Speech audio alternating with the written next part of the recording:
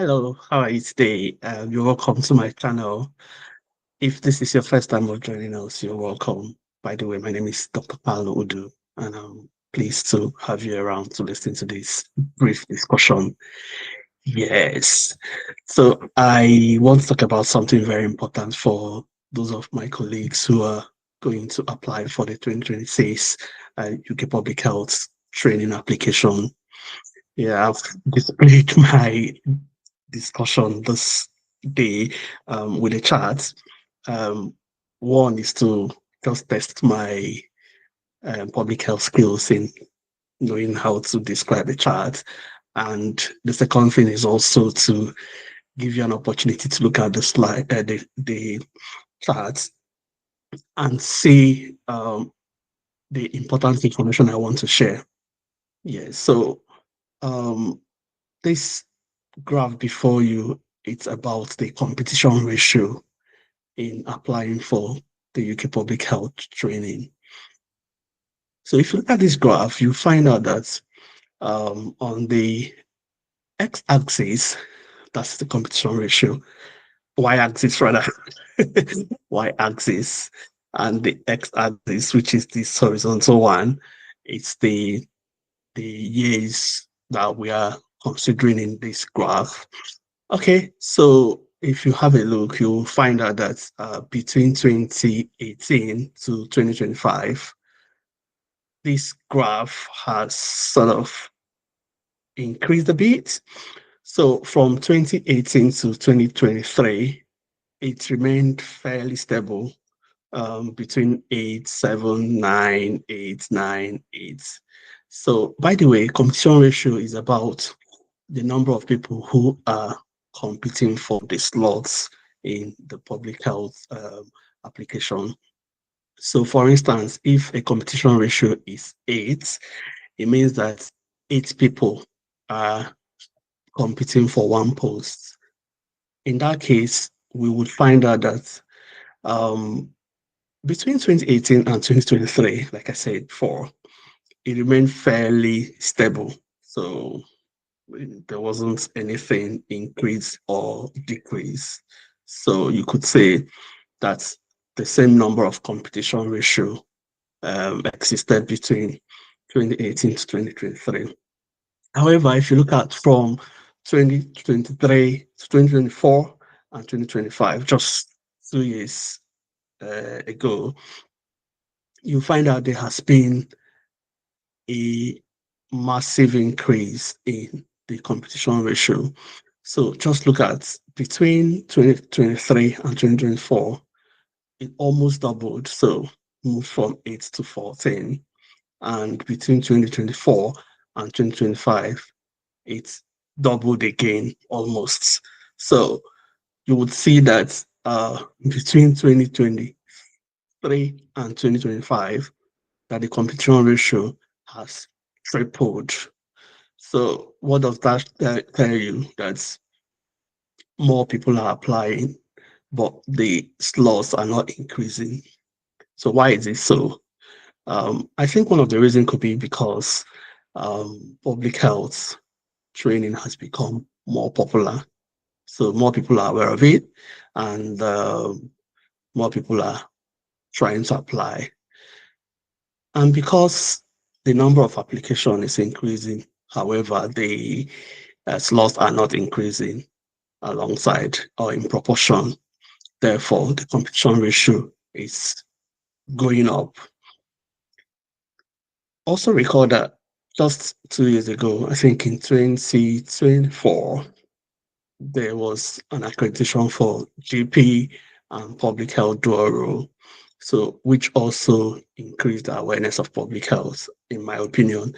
Like before, you could only apply for public health as a standalone.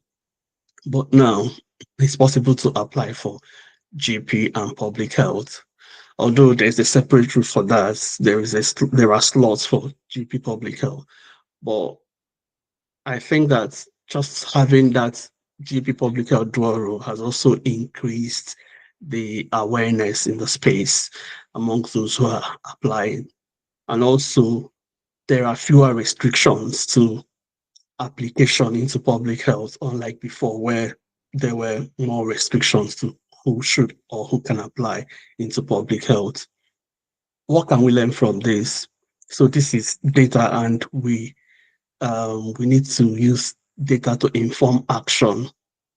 What can you learn from this?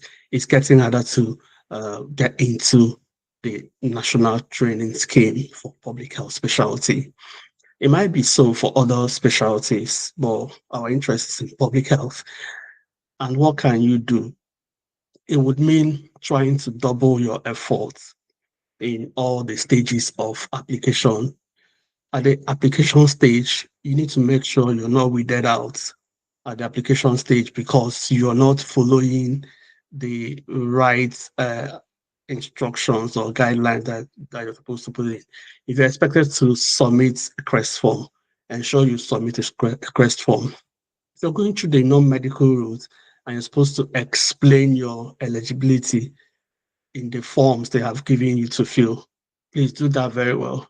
Okay, that reminds me that in my next video, I'm going to be talking about how to apply stage by stage so that you know what to do, so that you can even appear long listed at the first stage. You're not removed from the application stage. Then, if you finally make it up to the assessment center stage, I will encourage you to practice, practice, and practice. If it's possible, practice every day. Give yourself at least 1 hour every day to practice your assessment center modules.